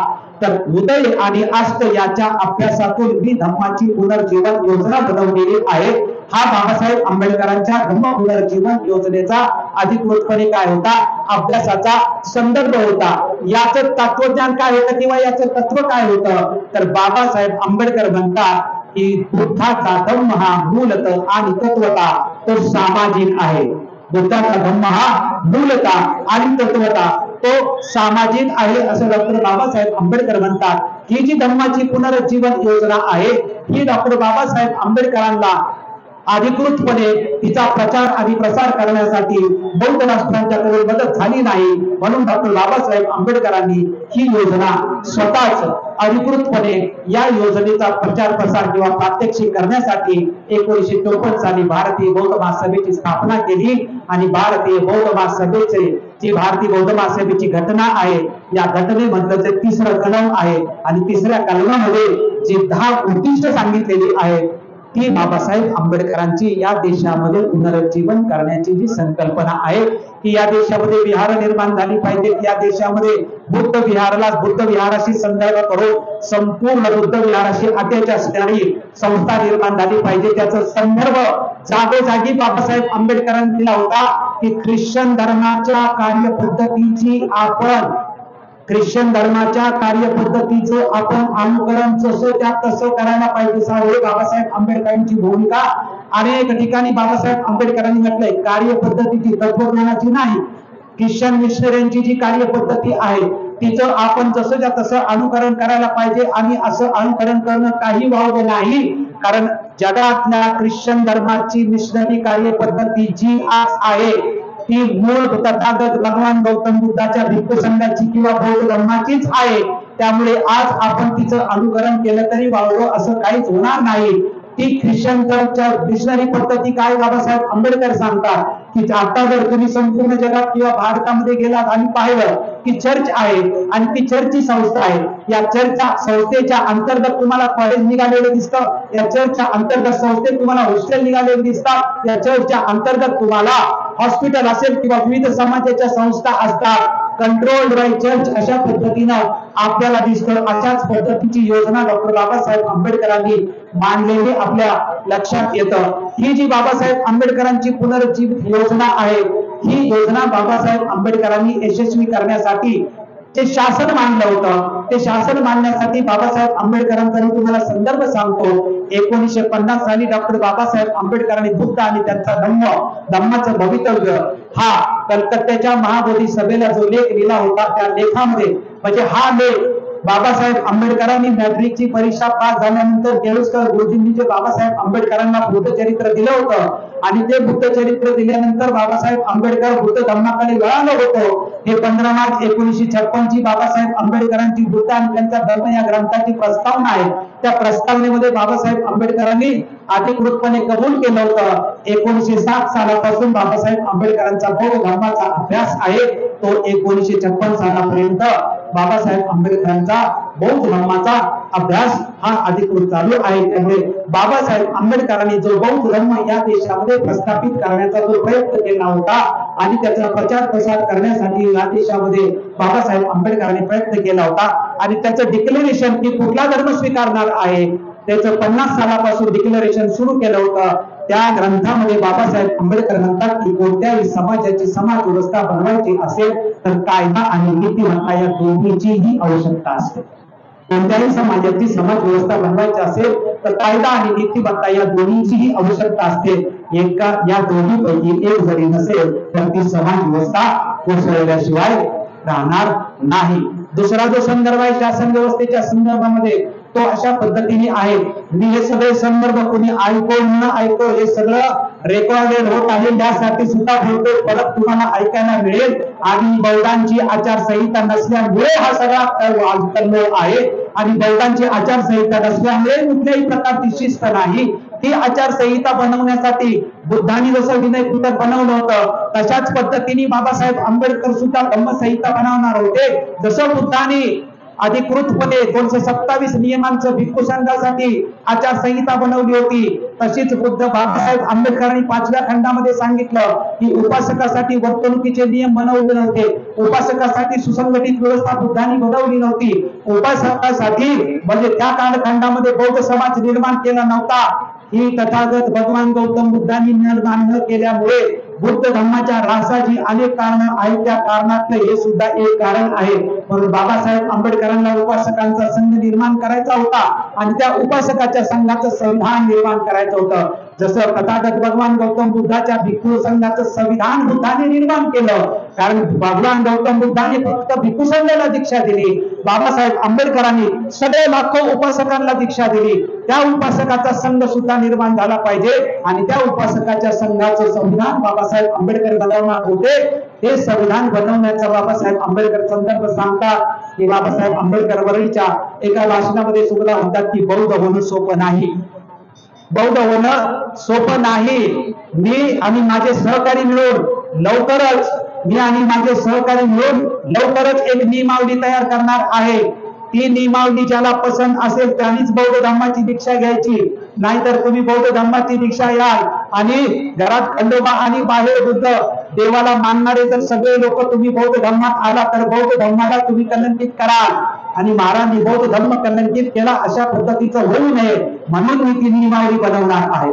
दुसरा एक संदर्भ सांगतो. 14 ऑक्टोबर 1956 डॉक्टर बाबासाहेब आंबेडकरांनी नागपूर मुक्कामी जे भाषण केलं होतं, या भाषणामध्ये एक वाक्य होतं, दरेकानी दरेकाला दीक्षा द्यावी म्हणून. 14 तारखेचं भाषण संपल्यानंतर 15 तारखेला नागपूर आणि मुंबईच्या आजूबाजूच्या परिसरामध्ये दीक्षेचे कार्यक्रम सुरू झाले. 2-4 दिवसांनी बाबासाहेब आंबेडकरांपर्यंत ही बातम्या पोहोचल्या की सगळीकडे गावोगावी दीक्षेचे कार्यक्रम सुरू झाले. बाबासाहेब संतापले, रागावले की कोणी सांगितलं दीक्षेचे कार्यक्रम करण्यासाठी. दरेकाने दरेकाला दीक्षा द्यावी या माझ्या वाक्याचा अर्थ आहे की भिक्खूची दीक्षा देण्यासाठी आवश्यकता नाही, हा माझा अर्थ होता. हे जे मी तुम्हाला सांगतोय ते 1956 सालचा जो प्रबुद्ध भारत आहे, या प्रबुद्ध भारतामधला 37वा अंक आहे. या 37व्या अंकामध्ये 17 नोव्हेंबरचा तो अंक आहे, त्याच्यातला हा संदर्भ सांगतोय. तो अधिकृतपणे जवळ छापलेला आहे. बाबासाहेब आंबेडकरांनी सांगितलं की दरेकाने दरेकाला दीक्षा द्या असं मी म्हटलं तर माझ्या म्हणण्याचा गैरअर्थ करून लगेच 3ऱ्या दिवसापासून देतो आणि दीक्षेचा कार्यक्रम करतो. दीक्षा कोणी द्यायची, दीक्षा कुणाला द्यायची, म्हणजे दीक्षा देणारा आणि दीक्षा घेणारा याची मी नियमावली अजून जाहीर केलेली नाही. दीक्षा घेणारा आणि दीक्षा देणारा अधिकृत पुरुष अजून मी जाहीर केलेलाच नाही. त्यामुळे कुणी उठून कशा पद्धतीने कुणी तुम्हाला अधिकार दिले दीक्षेचे कार्यक्रम घेण्यासाठी, हे सगळं दीक्षा देणार कोण, दीक्षा घेणार कोण याची नियमावली काय असेल, या सगळ्या गोष्टींचा उहापोह मी 16 डिसेंबर 1956चा जो मुंबईला दीक्षेचा कार्यक्रम मोठ्या प्रमाणामध्ये होणार आहे त्या ठिकाणी तो जाहीर करणार आहे. तोपर्यंत सर्वांनी जे दीक्षेचे कार्यक्रम सुरू केलेले आहेत ते ताबडतोब बंद करण्यात यावे आणि हे जे कार्यक्रम झालेले आहेत, ज्यांनी दीक्षा घेतलेली आहे आणि ज्यांनी दीक्षा दिलेली आहे, हे दोघेही अनुकृत आहेत. ती दीक्षा अधिकृतपणे ग्राह्य मानता कामा नये. त्यामुळे मला हा संदर्भ का सांगायचा काय आहे तर बाबासाहेब आंबेडकरांना दीक्षा देणारा अधिकृत कायदेशीर माणूस करायचा होता. दीक्षा घेणाऱ्यांनी सुद्धा घेतल्यानंतर 22 प्रतिज्ञा पाळले आणि त्याच्या खाली प्रतिज्ञेवरती सही केलेली आहे. ती सही केल्यानंतर दीक्षा घेतल्यानंतर 22 प्रतिज्ञा मोडण्याची त्याची हिंमत झाली नाही पाहिजे अशी यंत्रणा बाबासाहेब आंबेडकरांना तयार करायची होती. ती बाबासाहेब आंबेडकर यंत्रणा अधिकृतपणे जाहीर करणार होती. परंतु बाबासाहेब आंबेडकरांचं नियतीने बाबासाहेब आंबेडकरांना ती नियमावली बनवायला वेळ मिळू दिला नाही. कारण जन्मदीक्षेच्या नंतर अवघ्या 53 दिवसात डॉक्टर बाबासाहेब आंबेडकरांचं काय होतं, महापरिनिर्वाण होतं आणि बाबासाहेब आंबेडकरांनी जाहीर केलं होतं की मी नियमावली बनवणार आहे, मी कायदा आणि नीतिमत्तेचे नियम बनवणार आहे. कोणी कोणाला दीक्षा द्यायची घ्यायची त्याचं नियंत्रण, यंत्रणा, त्याची निकष, त्याचे कायदेशीर अंमलबजावणी. कारण दीक्षा आपण देतो 22 प्रतिज्ञेच्या मोठ्या प्रमाणामध्ये, पण दीक्षा दिल्यानंतर दुसऱ्या दिवसापासून त्याचं देणारा पण उल्लंघन करतो, घेणारा पण उल्लंघन करतो. त्या पवित्र दीक्षेचं महत्व काय, त्या धम्म दीक्षेचं महत्व काय.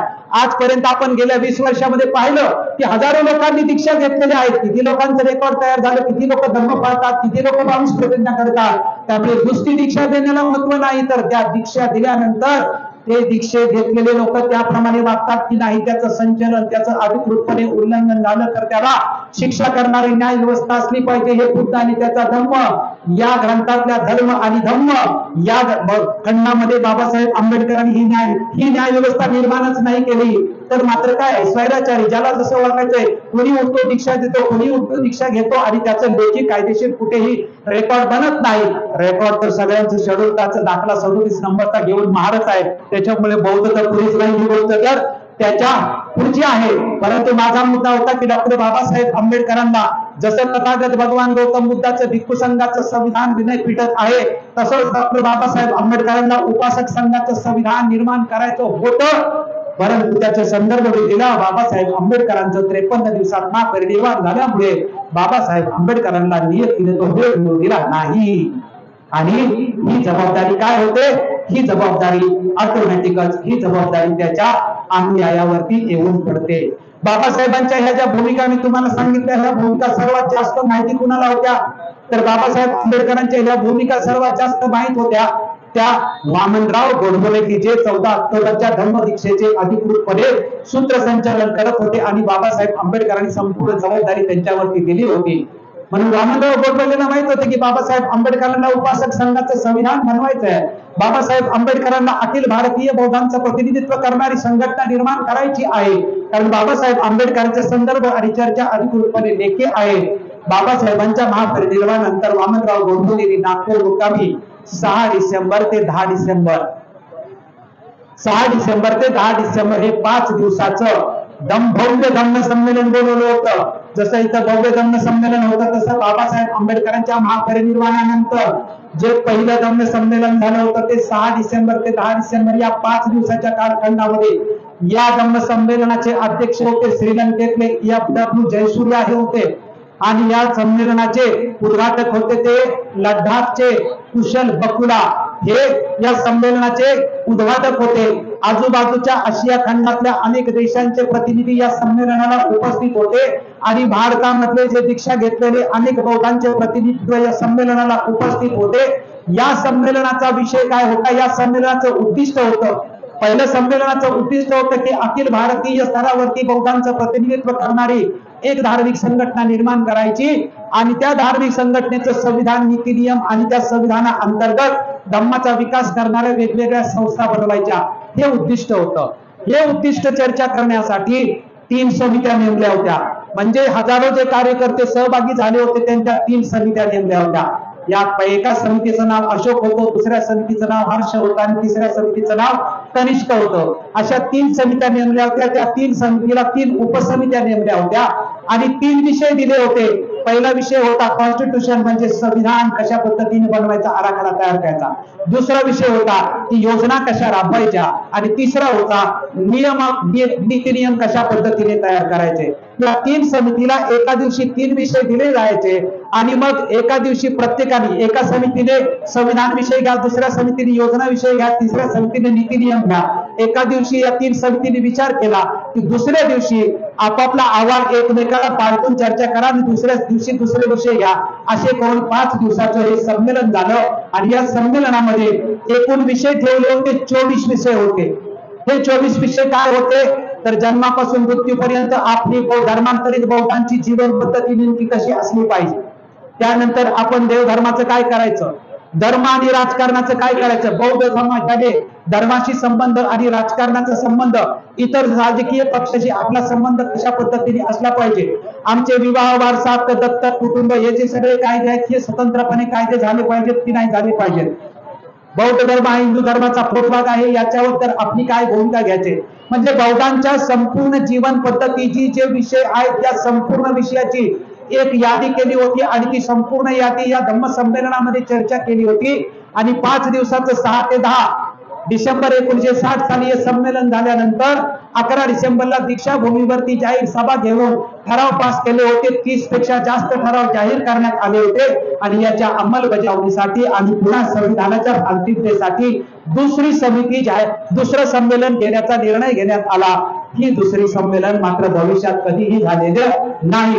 या 5 दिवसाच्या संमेलनातला एक विषय मात्र उठून होता, तो आजपर्यंत चाललाय, तो म्हणजे की बौद्धांचा विवाह आणि वारसा हक्क कायदा स्वतंत्र झाला पाहिजे.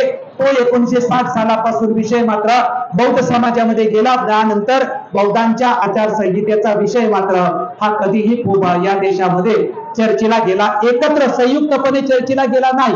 परंतु या विषयाच्या नंतर आपण बघितलं की मग त्यानंतर काय प्रयत्न झाले, तर 15 मे 1965 साली यानंतर ऍडव्होकेट BC कांबळे यांनी बुद्ध शासन सभा ही संस्था आणि या संस्थेच्या माध्यमातून मुंबईमध्ये फार मोठं अखिल भारतीय स्तरावरती संमेलन घेतलं. या संमेलनामध्ये 24 विषय चर्चेला घेतलेले होते आणि याचे ठराव पास करून ज्या 24 विषयांचं अंतिम केलं होतं त्याला नाव दिलं होतं बौद्धांची कैफियत, असं त्याला नाव दिलं होतं. हक्क संरक्षण आणि सांस्कृतिक अधिकार याच्या संदर्भामध्ये या समितीमध्ये चर्चा झाली होती. परंतु ही BC कांबळेंची बुद्ध शासन सभा हिची मर्यादित झाली होते. सगळे विषय आचारसंहितेमध्ये यामध्ये चर्चा झाली नाही. 1968 साली भारतीय बौद्ध महासभेचं संमेलन झालं, परिषद झाली. तिथे फक्त संस्कार पाठाचा निर्णय झाला, बाकी मात्र झाले नाही. 68 सालापासून 2023 सालापर्यंत भारतीय बौद्ध महासभेची जेवढी अधिवेशनं होतात त्या प्रत्येक अधिवेशनामध्ये आचरणाच्या संदर्भामध्ये किंवा आचारसंहितेच्या संदर्भामध्ये जे आहेत याची मात्र चर्चा आणि नियम बदलण्याचं सातत्याने ठराव पास केले जातात. त्यानंतर तो विषय येतो की ही जी बाबासाहेब आंबेडकरांनी आचारसंहिता वेगवेगळ्या संस्थांनी निर्माण करण्याचा प्रयत्न केला. 2002 साली चंद्रपूर जिल्ह्यातला जे भद्रावती हे ठिकाण आहे, या भद्रावती ठिकाणामध्ये भारतीय बौद्ध साहित्य कला संघ भद्रावती जिल्हा चंद्रपूर या संस्थेने महाराष्ट्रातल्या 200 पेक्षा जास्त साहित्यिक आणि विचारवंतांना एकत्रित करून 2 ते 2.5 वर्ष त्यांनी प्रयत्न केला होता आणि बौद्धांची आचारसंहिता निर्माण करण्याचा प्रयत्न केला होता. ही जी आचारसंहिता बनवली ही 2002 साली प्रकाशित झालेली आहे. बौद्ध जीवन पद्धती या नावाने प्रकाशित झालेली आहे. परंतु जरी बौद्धांची आचारसंहितेची आवश्यकता असली तरी त्याकडे कोणीही अधिकृतपणे लक्ष दिलेलं नाही, हेही आपण पाहिलेलं आहे. त्यामुळे बाबासाहेब बुद्धाचं शासन व्यवस्था होती, बाबासाहेब आंबेडकरांना बनवायची होती. वामनराव गोडबोलेंनी तो प्रयत्न केलेला होता आणि त्यानंतर मात्र वामनराव गोडबोलेंच्या नंतर धार्मिक संस्था या स्वतंत्र झाल्या आणि स्वतंत्र झाल्यानंतर जसं पहिल्यापासून शेवटपर्यंतच्या भाषणामध्ये आपण सगळीकडे ऐकतो की आमचं सगळं वाटोळ झालंय किंवा सगळा समाज बेकीत आहे. सगळा जो समाज बेकीत आहे तो राजकारणात बेकीत आहे का धर्मकारणात बेकीत आहे ते आपण लक्षात घेतलं पाहिजे. धम्माच्या संस्था मात्र कधीही एकत्र येताना आपल्याला अधिकृतपणे दिसत नाही आणि म्हणून या पार्श्वभूमीवर परिणाम काय झालेले आहेत आपण जर बघितलं तर बौद्धांची आचारसंहिता नाही. आपल्याला बाबासाहेब आंबेडकरांनी जो धम्म दिला तो बुद्ध आणि त्यांचा धम्म या माध्यमातून तत्वज्ञान आपल्याला सगळं मिळालेलं आहे. परंतु जसं भिक्खू संघाचं विनय पिटक म्हणजे भिक्खू संघाने ती आचारसंहिता कशी घेऊन धम्म कसा घेऊन जायचा, तसंच उपासना संघाची जी आचारसंहिता आहे ती आचारसंहिता न मिळाल्यामुळे त्याचे परिणाम जे आहेत त्याचे परिणाम काय झाले ते 3 शब्दामध्ये मी या ठिकाणी सांगतो आणि ते सातत्याने मी प्रत्येक ठिकाणी सांगतो की कुठलेही संविधान बनतं किंवा कुठलीही आचारसंहिता बनते ती 3 तत्वावरती 3 गोष्टींमध्ये आचारसंहिता बनते. एक तत्व, दुसरा नियम आणि तिसरा न्याय. तत्व म्हणजे कुठलेही संविधान, भारताचं संविधान हे निर्माण झालेलं आहे कुठल्या तत्वावरती आहे तर स्वातंत्र्य, समता आणि बंधुत्व या तत्वत्रयीवर भारताचं संविधान 395 कलमाचं 22 भागात विभागलेलं जे संविधान आहे हे स्वातंत्र्य, समता, बंधुत्वावरती आहे. त्यामुळे जगातली संस्था असो, देश असो, राज्य असो, काहीही असो, त्या समाज व्यवस्था असो, त्याचं जे संविधान बनतं ते तत्व, नियम आणि न्याय या 3 गोष्टींवरती बनत असतं. तत्व जर नसेल किंवा नियम आहेत, नीती नियम असले पाहिजे आणि न्याय व्यवस्था असेल, या 3 वरती आचारसंहिता बनली पाहिजे. आपली आचारसंहिता बनलीच नाही. मग आचारसंहिता बनली नाही, आपण अनुशासनहीन आहोत कारण आपल्याकडे आचारसंहिता नाही. आचारसंहिता नसणे म्हणजे अनुशासनहीनतेचे परिणाम म्हणजे तत्व, नियम आणि न्यायाचा अभाव असणे. तत्वाचा अभाव असणं म्हणजे काय आहे? तत्वाचा अभाव असणं म्हणजे दिशाहीन प्रवास सुरू होणं. जय भीम बोलो आणि किधर भी चलो अशा पद्धतीचा तत्व येईल. नियमांचा अभाव असणं म्हणजे स्वैराचार, ज्याला जे व्हायचे तसं त्यांनी करायचं. अनेक संस्था निघाल्या, अनेक संस्था आपापल्या पद्धतीने सगळं आपापले ठरवतात. म्हणजे जन्मापासून मृत्यूपर्यंत संस्कार प्रत्येक संस्थेचे वेगळे, ड्रेस कोड प्रत्येक संस्थेचा वेगळा. आम्ही मंगळसूत्राचा विषय टाकला होता की बौद्ध धर्मामध्ये मंगळसूत्र असावं की नसावं, तर अनेक संस्थांनी आपापल्या वेगवेगळ्या डिझाईनचं मंगळसूत्र बनवलं होतं. बौद्ध धर्मामध्ये मंगळसूत्र असावं की नसावं. त्यामुळे जेवढ्या संस्था आहेत त्या सगळ्या संस्थांचं जर आपण पाहिलं तर प्रत्येकाची आपापली आयडेंटिटी निर्माण करण्यासाठी आपल्याला दिसतं. त्यामुळे संपूर्ण लोकांची एकच युनिफॉर्म आचारसंहिता नसल्यामुळे काय आहे, हे नीती नियम बनल्यामुळे स्वैराचारी व्यवस्था आपल्याकडे आहे की आपल्याला ज्याला जसं पाहिजे त्यांनी तसं जीवन जगायचं. मग त्या धार्मिक जीवन हे कधी ज्याला जसं पाहिजे त्याला जगण्याचा अधिकार असू शकतो का? परंतु आपल्याकडे मात्र तो अधिकार आपण घेतलेला आहे की मला जसं पाहिजे तसं मी जीवन जगणार आहे. तिसरा नियम आहे तो म्हणजे न्याय. न्यायाशिवाय, जर न्यायाशिवाय असेल तर वाद आणि विपर्यास. 14 ऑक्टोबर 1956 सालाच्या नंतर आपल्या समाजामध्ये जेवढे वाद झाले त्याचा विपर्यास झाला, एकही वाद मिटला नाही. त्याच्यातलं एकच उदाहरण सांगतो मी, 14 ऑक्टोबर करायची का विजयादशमी सेलिब्रेट करायची? हा जो दिवस आहे तो 14 ऑक्टोबर सेलिब्रेट करायची का विजयादशमी सेलिब्रेट करायचा? आपल्या हजारो वर्षाच्या क्रांतीचा जो मुक्ती दिवस आहे तो पण आपण कुठल्या दिवशी साजरा करायचा याचा एक निर्णय घेऊ शकत नाही. दलित साहित्य की बौद्ध साहित्य, आज पण आपण म्हणतोय दलित साहित्याचे समर्थन करणारे, बौद्ध साहित्याचे समर्थन करणारे. मुद्दा माझा होता की जो वाद निर्माण झाला तो वाद जर आपण मिटवला नाही तर त्याचा विपर्यास होतो आणि तसाच चालू राहतो का? तर आपल्याकडे तत्व, नियम आणि न्याय याच्या आधारावरती आचारसंहिताच निर्माण झालेली नसल्यामुळे आपलं दिशाहीन, स्वैराचारी आणि वाद आणि विपर्यासात्मक जीवन परिपूर्ण चालू आहे. शेवटचा जो दुसरा भाग आहे तो मानतो की आपल्याकडे आचारसंहिता नाही. आपल्याकडे जोपर्यंत आचारसंहिता असणार नाही तोपर्यंत आपल्या समाजाचा विकास होणार नाही. 50 लाख लोक एकत्र जमतील चैत्यभूमीला, परंतु ते 50 लाख लोक मात्र एकत्र असताना आपल्याला कधीच दिसत नाही. तिथं फक्त बाबासाहेबांना अभिवादन करताना मात्र संपूर्ण समाज ही ताकद आहे, ही ताकद विभक्त आहे. पण सगळे काय म्हणतात, ही ताकद राजकारणात विभक्त आहे. राजकारणात जगातला कुठला समाज कधी एकत्र येत नाही. तुम्ही इतिहासामध्ये प्राचीन काळापासून आतापर्यंत सगळा इतिहास तपासा. राजकारणामध्ये कुटुंबातले भावभाव सुद्धा एकत्र नसतील तर समाज कसा काय एकत्र राहू शकतो? समाज एकसंघ करायचा असेल तर समाज फक्त आणि फक्त धर्माच्या ठिकाणी एकत्र येतो. जगातला प्रत्येक समाज फक्त आणि फक्त धर्माच्या ठिकाणी एकत्र येतो आणि धर्माच्या ठिकाणी एकत्र येतो म्हणजे कुठे येतो तर तो त्याच्या प्रार्थना स्थळावरती एकत्र अधिकृतपणे येतो. त्यामुळे आपण म्हणतो की राजकारणाने आमचं वाटोळ केलं, समाज एकसंघ होत नाही, समाज तर विभक्त आहे. समाज विभक्त आपला धम्मकारणामध्ये आहे, धम्माच्या आपल्या अनगिनत संस्था आहेत आणि आपण एकत्र अजिबात येत नाही. आरपीआयचं ऐक्य झालं आणि कोण आरपीआयचं ऐक्य झालं त्याचा समाजावर काय परिणाम झाला? त्यामुळे समाज एकसंघ तुम्हाला करायचा असेल तर तो समाज जगातला आपण संपूर्ण इथंच उदाहरण घ्या. हा जो लाखांदूर तालुका, या लाखांदूर तालुक्यामध्ये संपूर्ण बौद्ध समाज कशाच्या नावाने एकत्र आला? इथे सगळ्या गटात सगळ्या राजकीय पक्षात काम करणारी सगळी मंडळी आहेत, ही एकत्र धर्माच्या नावाने आलेली आहेत आणि धर्माच्या नावाने पुढच्या वर्षापासून ते बुद्ध विहाराच्या नावाने संपूर्ण समाज एकत्र येणार आहे. बुद्ध विहार म्हणजे जगातल्या प्रत्येक धर्माचा तुम्ही ज्यावेळेस अभ्यास कराल त्यावेळेस तुमच्या लक्षात येईल की जगातल्या प्रत्येक धर्माचा जो समाज आहे तो त्याच्या धर्माच्या ठिकाणी एकत्र येतो म्हणजे त्याच्या तो प्रार्थना स्थळावरती तो एकत्र येत असतो. याचं अधिकृतपणे उदाहरण बघा तुम्ही. ख्रिश्चनांचा समाज चर्चमध्ये एकत्र येतो, मुस्लिमांचा समाज मंदिरामध्ये एकत्र येतो, गुरुद्वारामध्ये जे समाज एकत्र येतो. त्यामुळे तुम्ही असं फक्त म्हणत नाही की आपला समाज, इतर समाजाच्या सगळ्या प्रार्थना स्थळांचा अभ्यास मी केलेला आहे आणि अभ्यास करून मी तुमच्या समोर म्हटलेलं आहे की आपली आचारसंहिता असली पाहिजे. कारण आपली आचारसंहिता नसल्यामुळे हे होतंय, ही आचारसंहिता त्या बुद्ध विहारातून होणार.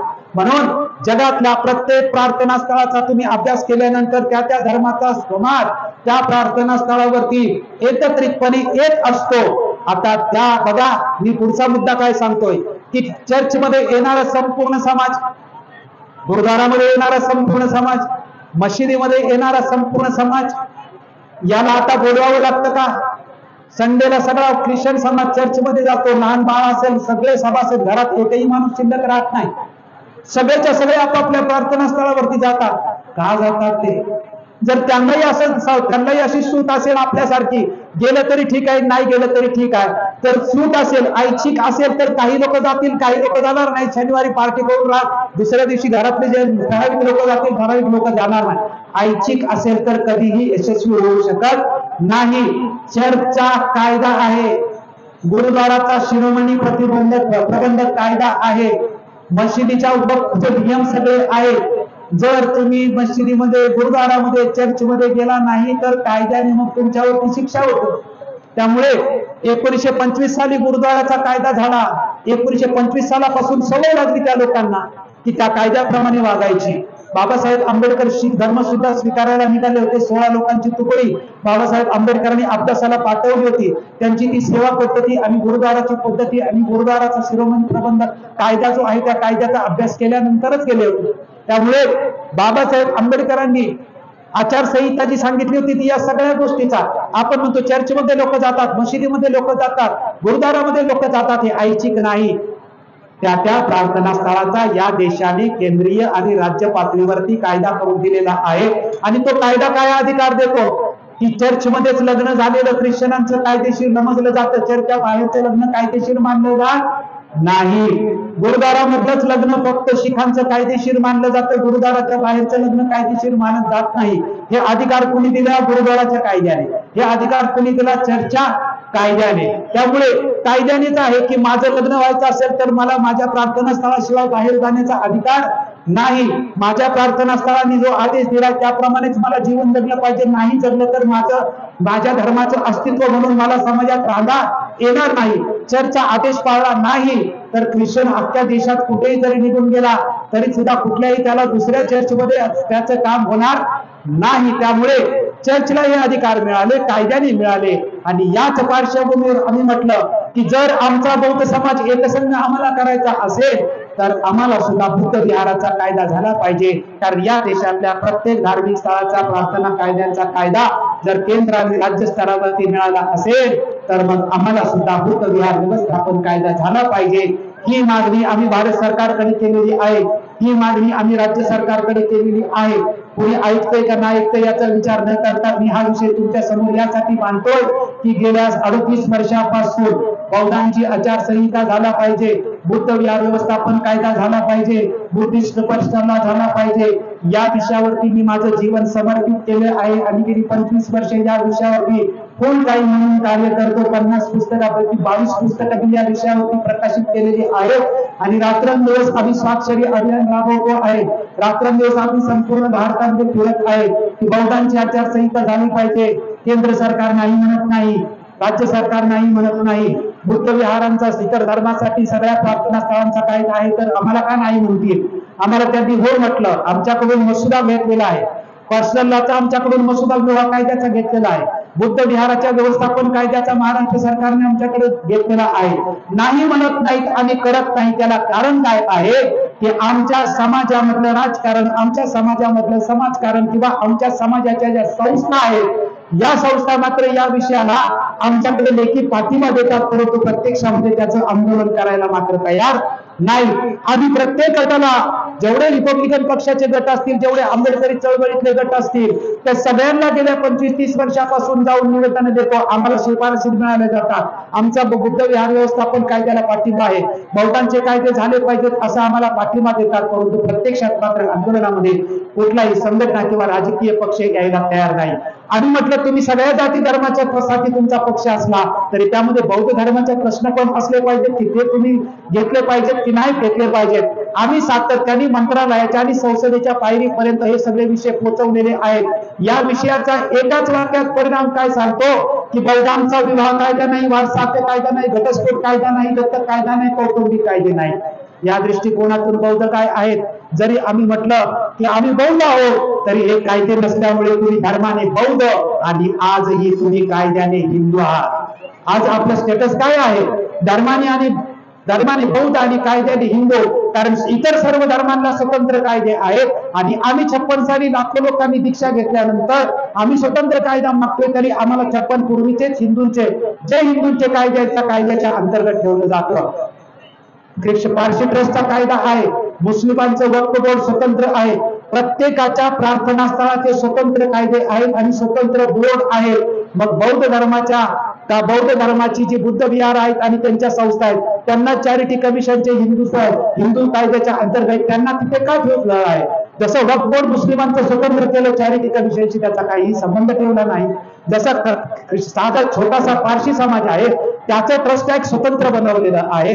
प्रत्येक धर्माचं जर प्रार्थना स्थळाचे स्वतंत्र कायदे आणि स्वतंत्र ट्रस्ट बनवले असतील तर आम्हाला मग इथं चॅरिटी कमिशनच्या अंतर्गत का ठेवलं जातं? कारण बौद्ध आमच्या सगळ्या संस्था रजिस्टर केल्या जातात, सगळी बुद्ध विहार आमची जी रजिस्टर केली जातात आणि त्या ठिकाणची जी फंक्शनिंग असते जे हिंदूंना कायदे लागू आहे. त्यामुळे हे जे सामाजिक धार्मिक आणि सांस्कृतिक दृष्टिकोनातून हे जे आमचं घडतंय याला सुद्धा धर्माने बौद्ध आणि कायद्याने आपण हिंदू आहे. आम्ही काय म्हणतोय की या देशामध्ये बौद्ध धर्माची हजारो किंवा लाखोची लोकसंख्या असताना सुद्धा आज या देशामध्ये बौद्ध हा हिंदू धर्माचा पोटभाग म्हणून अधिकृतपणे का आहे? या देशामध्ये बौद्ध हा धर्माने बौद्ध आणि कायद्याने हिंदू का आहे? कायद्याने हिंदुत्वाने कायद्याने बौद्ध झाले पाहिजे की नाही? आम्ही किती वर्ष धर्माने बौद्ध आणि कायद्याने हिंदू काढणार? जर सर्व धर्मासाठी स्वतंत्र कायदे असतील तर आमच्यासाठी पण स्वतंत्र कायदा असला पाहिजे. जर सर्व प्रार्थना स्थळासाठी स्वतंत्र कायदे असतील तर आमच्यासाठी प्रार्थना काळ आमचं म्हणणं आहे की सर्व धर्माचे स्वतंत्र कायदे, आम्हाला मात्र हिंदूच्या कायद्या अंतर्गत म्हणजे आम्ही बौद्ध पद्धतीने लग्न करायचं, सर्टिफिकेट घ्यायला मात्र हिंदू कायद्याच्या अंतर्गत आम्ही जायचं. आम्ही घटस्फोट घेतला तरी हिंदू घटस्फोट कायद्याच्या अंतर्गत जायचं. त्यामुळे आमच्या कुटुंबाची संपत्ती असेल तर हिंदू प्रॉपर्टी ऍक्टच्या अंतर्गत जायचं. मग हिंदूच्या अंतर्गत आम्हीच फक्त का? इतर धर्मांचं स्वतंत्र काय आहे? आणि म्हणून आम्ही म्हटलेलं आहे की आमची जी लढाई का बौद्धांची कायदे मागण्याची जी आमची लढाई आहे ती लढाई यासाठी आहे की या देशात बौद्धांचं कायदेशीर अस्तित्व स्वतंत्र निर्माण झालं पाहिजे. जर सर्वांसाठी एकच कायदा असेल तर आम्हाला काही म्हणणं नाही. सर्वांसाठी स्वतंत्र कायदे असतील तर आमच्यासाठी सुद्धा स्वतंत्र कायदा असण्याची आवश्यकता आहे. त्यामुळे या देशामध्ये आमची जी लढाई सुरू आहे बुद्ध विहार व्यवस्थापन कायदा झाला पाहिजे. बुद्धिस्ट पर्सनला म्हणजे बौद्धांचा विवाह वारसा घटस्फोट हे सर्व कायदे या देशामध्ये झाले पाहिजे. यासाठी आम्ही संघर्ष करत आहोत. या संघर्षामध्ये विदर्भामध्ये आम्ही प्रत्येक जिल्ह्यामध्ये कार्यक्रम घेतलेले आहेत, प्रत्येक जिल्ह्यामध्ये प्रशिक्षण शिबिरं घेतलेली आहेत. विदर्भामध्ये आमच्या बरोबर कायमस्वरूपी राहिलेले प्राध्यापक अनिल कानेकर सर या ठिकाणी लाखांदूरचे आहेत आणि संपूर्ण विदर्भामध्ये हे आमच्या बरोबर आहेत. प्रत्येक जिल्ह्यामध्ये ते कार्यक्रम करतात. कानेकर सरांनी भंडारा, चंद्रपूर, गडचिरोली जिल्ह्यामध्ये गावोगाव फिरून संपूर्ण बुद्ध विहारांचे सर्वे केलेले आहेत. आम्ही संपूर्ण महाराष्ट्रातल्या बुद्ध विहारांचे सर्वे केले की बुद्ध विहारांची नेमकी परिस्थिती काय आहे आम्हाला माहिती आहे. ती आम्ही शासनासमोर ठेवलेली आहे. प्रत्येक वस्तीसाठी एक बुद्ध विहार झालं पाहिजे. त्या बुद्ध विहाराला लिगली सगळ्या फॅसिलिटी मिळाल्या पाहिजेत आणि ती अधिकृतपणे करण्याची जबाबदारी शासनाची आहे.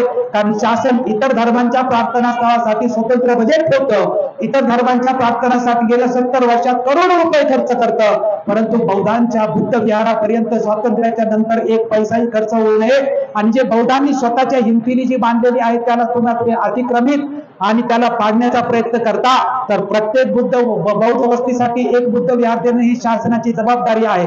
तिथे लाईट पाणी किंवा या सगळ्या गोष्टी सोयीत करून देणं ही शासनाची जबाबदारी आहे. तुम्ही इतर धर्माचे जे पुजारी असतात किंवा मंदिरामध्ये त्यांना महिन्याला पगार किंवा मानधन दिलं जातं. आमची निगडी बुद्ध विहार केलं तर आमच्या बुद्ध विहारामध्ये सेवा देणारे जे लोक असतील त्यांनाही ते तशा पद्धतीने मिळेल. त्यामुळे आपण या सगळ्या गोष्टीकडे लक्ष दिलं पाहिजे. बुद्ध विहार कायद्याला ज्याला विरोध करायचा त्यांनी खुशाल करावा, पर्सनल लॉला ज्याला विरोध करायचा त्यांना खुशाल करावा. पण बुद्ध विहार कायदा नेमका काय आहे तो समजून घेतल्यानंतर कुठल्या मुद्द्याला विरोध आहे तो विरोध करावा. पर्सनल लॉ मध्ये नेमका कुठल्या मुद्द्याला विरोध आहे तो करावा. दिलीप काकडे हा विषय संपूर्ण देशामध्ये मांडतोय पण तो दिलीप काकडेचा आहे का? मी सांगितलं की 1960 सालापासून पर्सनल लॉचा जो विषय आहे तो 1960 सालापासून संपूर्ण आंबेडकरी चळवळीने चालवलेला आहे. समाजात त्याचा प्रचार झाला नाही पण सरकार दरबारी वामनराव गोडबोलेची संस्था आर भोळे आणि वामनराव गोडबोलेंची बुद्धिस्ट काउन्सिल संस्था असेल किंवा या देशात जेवढ्या बौद्धिक संस्था आहेत तुम्ही पार्लमेंट म्हणजे भारत सरकारकडे जाऊन बघा. आम्ही माहितीच्या अधिकाराकडे मागवलं तर आम्हाला हजारो मेमोरंडम मिळाले. सगळ्या संस्थांनी बौद्ध कायदे झाला म्हणून पाहिलेले आहेत. प्रत्यक्षात मात्र आपल्याला दिसतं की प्रत्यक्षात मात्र आंदोलन झालेली नाहीत. त्यामुळे ही आंदोलन होण्याची आवश्यकता आहे. धर्माने आणि कायद्याने सुद्धा आपल्याला या देशामध्ये बौद्ध झालं पाहिजे. बुद्ध विहार व्यवस्थापन कायद्याचा तुमच्या समोर विषय मी या ठिकाणी मांडलेला आहे. बुद्धिस्ट पर्सनलचा या ठिकाणी विषय मांडलेला आहे आणि बौद्धांची आचारसंहिता याला मी धम्मसंहिता असं नाव दिलेलं आहे. हे मी समीकरण मांडलेलं आहे. जसं तथागत भगवान बुद्धांचं सूर्य पिटक अधिक विनय पिटक बरोबर बुद्ध शासन तसंच बुद्ध आणि त्यांचा धम्म, डॉक्टर बाबासाहेब आंबेडकरांनी लिहिलेला ग्रंथ अधिक धम्मसंहिता बरोबर डॉक्टर आंबेडकर कृत पुनरुज्जीवित धम्माचं बुद्ध शासन, म्हणजे बाबासाहेब आंबेडकरांनी या देशामध्ये जो धम्म पुनरुज्जीवित केलेला आहे त्या पुनरुज्जीवित धम्माचं बुद्ध शासन जे आहे ते आपल्याला निर्माण करायचे। त्यासाठी बाबासाहेब आंबेडकरांनी ग्रंथ दिला, म्हणजे तत्वज्ञान दिलं। तोही ग्रंथ बाबासाहेब आंबेडकरांच्या महापरिनिर्वाणानंतर प्रकाशित झाला। त्याचबरोबर बाबासाहेब आंबेडकर आचारसंहिता बनवणार होते, नियतीने त्यांना ती बनवू दिलेली नाही। ती जबाबदारी आपली आहे। गेल्या 65 ते 67 वर्षात अनेक संस्थांनी प्रयत्न केला, परंतु कुणाला यश आलं नाही। यश आलं नाही म्हणून थांबता कामा नये, कारण जोपर्यंत यश येत नाही, जोपर्यंत आपली आचारसंहिता बनत नाही, तोपर्यंत आपण हे असेच विखुरलेले राहणार। माझा जाहीरपणे दावा आहे, जोपर्यंत बौद्धांची आचारसंहिता होत नाही तोपर्यंत बौद्ध समाज दिशाहीन राहणार, तोपर्यंत बौद्ध समाज गटातटामध्येच राहणार आणि तोपर्यंत बौद्ध समाज वाद आणि विपर्यासात राहिला। वाद मिटवण्यासाठी यंत्रणा असली पाहिजे की नाही, स्वैराचार थांबवण्यासाठी यंत्रणा असली पाहिजे की नाही, दिशाहीनतेचा प्रवास करण्यासाठी यंत्रणा असली पाहिजे की नाही। बाबासाहेब आंबेडकर बुद्ध आणि त्याच्या धम्म या ग्रंथामध्ये सांगतात की धम्माबरोबर धम्माचं उल्लंघन करणाऱ्या शिक्षा करणारी न्याय व्यवस्था निर्माण केली पाहिजे। आपण कधी ते करणार आहे? स्वैराचारी हे सगळं थांबवण्यासाठी आपण यंत्रणा निर्माण करायला पाहिजे, ती कधी थांबवणार आहे? ती नाही केले तर आम्ही बौद्ध आहे म्हणायचं आणि नमो तसं आणि पहिलं होतं तसं, अशा पद्धतीने आपण आपलं संपूर्ण जीवन जगत आहोत। मी या ठिकाणी तुमच्या समोर अनेक मुद्दे मांडलेले आहेत, हे मुद्दे रेकॉर्डवर सुद्धा आहेत। आपण याच्यावरती विचार करावा, चिंतन करावं। बुद्ध विहार व्यवस्थापन कायद्याचं अभियान आम्ही विदर्भामध्ये ही कार्यकर्त्यांच्या माध्यमातून राबवू। या विषयाची सविस्तर ज्याला माहिती हवी असेल लाखांदूर तालुक्यामधल्या, तर लाखांदूर मध्ये प्राध्यापक अनेक कार्यकर आहेत। अनेक कार्यकरांना सर्वांनी संपर्क साधावा आणि या विषयाचं संपूर्णपणे अधिकृतपणे तुम्हाला तपशील मिळेल। ज्याला वाटेल योगदान करावं या विषयासाठी त्यांनी जरूर करावं। माझं जे अध्यक्षीय भाषण आहे हे अध्यक्षीय भाषण मी आयोजकांना या ठिकाणी जाहीर करतो आणि रेकॉर्ड सुद्धा करतो की मला जे बोलायचं होतं ते मी अधिकृतपणे लेखी जे आहे ते लेखी भाषण करून आणि कार्यकर्त्यांच्याकडे सोपवलेलं सुद्धा आहे। इथल्या मॉबमुळे ते मला सविस्तर आणि क्रमाने असं व्यवस्थित मांडता आलं नाही, हे सुद्धा मी तुमच्या सर्वांच्या समक्ष जाहीर करतो। परंतु ते क्रमाने क्रोनॉलॉजीने प्रत्येक मुद्दा व्यवस्थित उदाहरणासहित जो आहे तो मी अधिकृतपणे लेखी करून आयोजकांकडे दिलेला आहे। आयोजकांनी ते प्रसिद्ध करायचं की नाही करायचा तो आयोजकाचा प्रश्न आहे, पण अध्यक्ष या नात्याने मी जो प्रत्येक शब्द बोललेला आहे तो शब्द पुराव्यासाठी म्हणून अगोदरच लेखी करून दिलेला आहे। आपण सर्वांनी या ठिकाणी माझं हे जे भाषण आहे कुणाची ऐकण्याची इच्छा होती का नव्हती याचा विचार न मी करता आपल्या सर्वांच्या समोर ते मी सादर केलेलं आहे। आयोजकांनी मला या ठिकाणी बोलवलं आणि तुमच्या समोर संवाद साधण्याची संधी दिली आणि मला अध्यक्षपद दिलं, तो मान दिला। या सर्वांच्या बद्दल आयोजकांचं लाखांदूरवासी 85 गावातील सगळ्या धम्मबंधू भगिनींचं या ठिकाणी जाहीर आभार मानतो आणि इथेच थांबतो। धन्यवाद। जय भीम, जय बुद्ध, जय भारत।